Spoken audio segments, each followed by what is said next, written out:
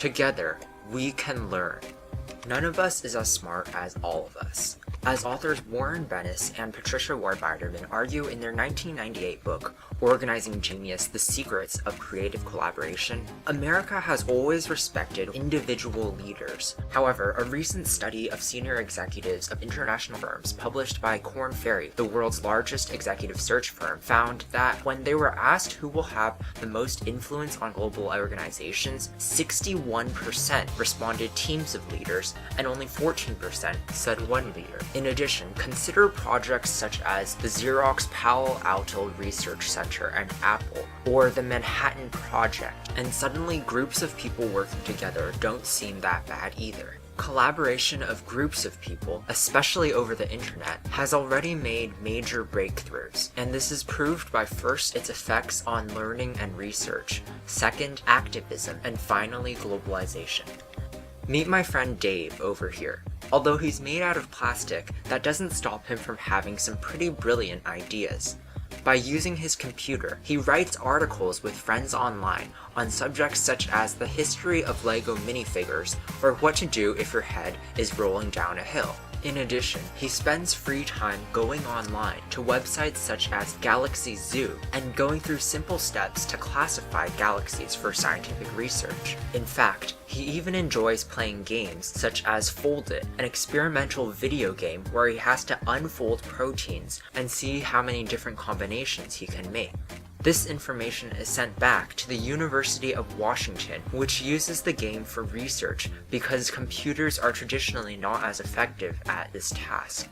Since Dave engages in projects such as Wikipedia, Galaxy Zoo, and Foldit, he's making a contribution to learning and also learning himself in his free time.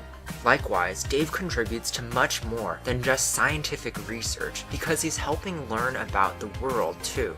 For example, he recently visited India and was shocked that he had to pay a bribe. However, he went to IPaidAbribe.com and posted a story about the corruption. This helps people track down which departments are the most corrupt. He also uploads information to Ushahidi, a service that allows people to upload information from their mobile phone. It has already helped Palestinians map violence in Gaza and Haitians to track the impact of the earthquake that devastated their nation in January 2010. So Dave already has a very busy life, learning about the world and contributing to the movement that helps other people learn about what's going on in other nations as well. These types of websites and services are only going to get more popular as more and more people find creative ways to leverage the internet. Companies as a whole are beginning to notice how they can learn from groups of people as a whole as well. For example, Google is starting to send satellite positioning devices to India to start charting the country's roads in Google Maps.